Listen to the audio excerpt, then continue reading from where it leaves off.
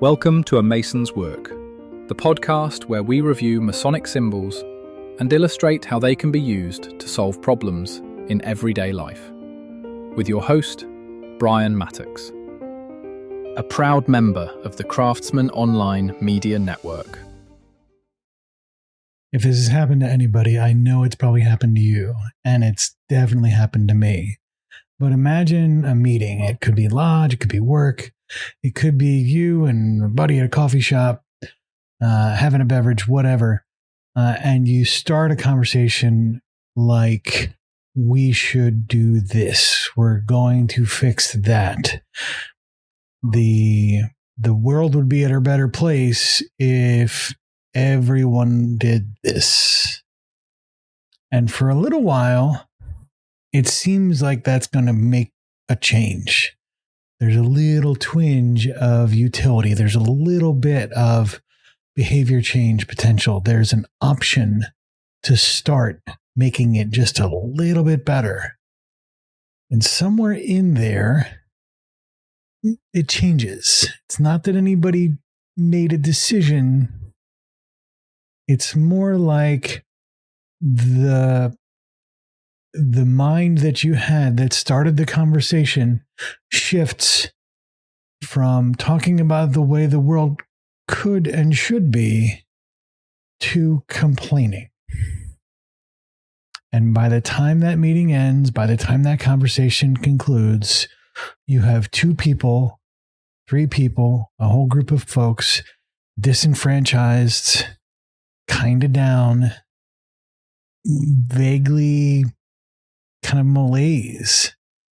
And while it was productive at getting everyone agitated, it was not productive for moving the conversation forward. You know these meetings. I'm sure you've been in them. You may have even been in charge of one.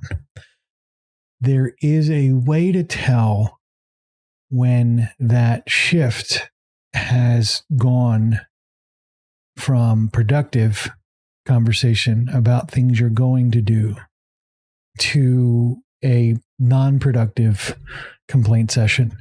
And you'll hear it in 2 words. Typically, someone will say, if only. If only the leadership were different. If only this wasn't so political. If only we had more money. If only there were more people. If only the organization wasn't so resistant. If only there wasn't, if people were more engaged. If only the system worked the way it's supposed to. Those sentiments are all on the other side of a phrase, if only. That problem that happens when you switch to if only is that it neuters all of the power. It takes away all of your agency and capacity. The conversation moves from how do we solve a problem to a meta conversation about the problem. You moved from in it to around it. You're not working in the problem anymore.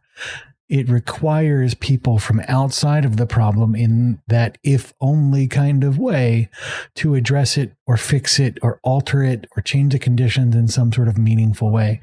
It feels productive. It feels like analysis. It feels like insight. This emotional satisfaction that comes with complaining and diagnosing these difficult things, but it requires absolutely nothing of the people saying it. It's seductive. It's alluring because, again, it feels like progress. That meta conversation isn't quite laziness. It's important to understand the folks that fall into this are often really intelligent and really articulate. They're the most genuinely frustrated people in the room. The meta conversation is seductive precisely because it is sophisticated. It uses a vocabulary of systems thinking. It demonstrates awareness. It creates a real bond. It feels like a collaborative discovery. There's genuine warmth in the experience of that commiserating, that bonding. But it's not the work. And the longer it runs, the more it masquerades as work while quietly making the work more and more inaccessible. It makes it feel more impossible.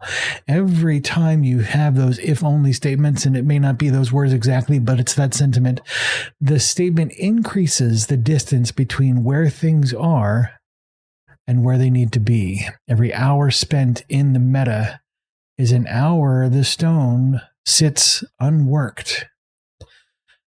And this is what makes it more than a productivity problem. It starts a pattern. This idea that complaining about the problem is part of a solution, that bonding is the benefit.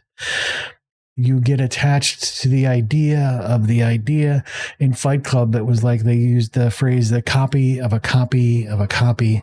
You are so many levels of abstraction away from the problem itself that you have essentially subtracted any opportunity you have to actually do anything. This is a very normal behavior, but it has some real meaningful challenges. The good news is we tell each other a story where this kind of behavior has the worst possible outcome. We have a lesson about what happens if these conversations go unchecked.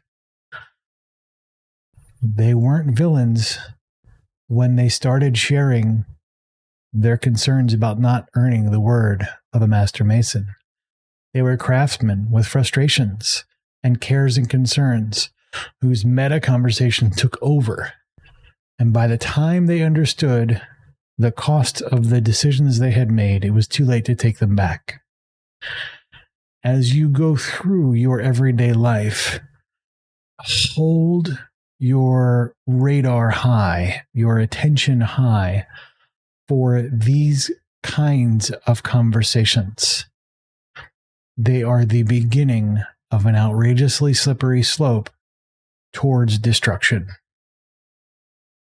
We're not here necessarily to put an immediate stop to it. We'll talk over the course of this week about what it means to pivot and to change from that meta conversation, to reclaim your agency from the commiserating and really make a meaningful change in the world. See you tomorrow. The views represented in this podcast are those of the speaker alone and are not representative of any grand or subordinate lodge.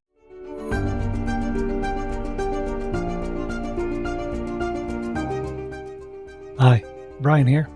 I wanted to thank you so much for listening to this episode.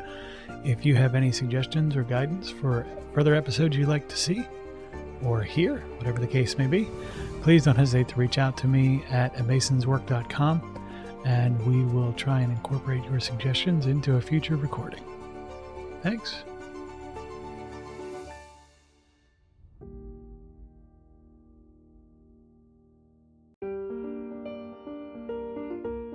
Freemasonry teaches us that the true work is within, a lifelong journey of reflection, discipline, and discovery. At A Mason's Work, we help Masons bring out their best selves through meaningful self-inquiry and symbolic practice. From personal reflection to lodge engagement, we offer tools that turn symbols into action. Visit us at amasonswork.com. The work is within. The time is now.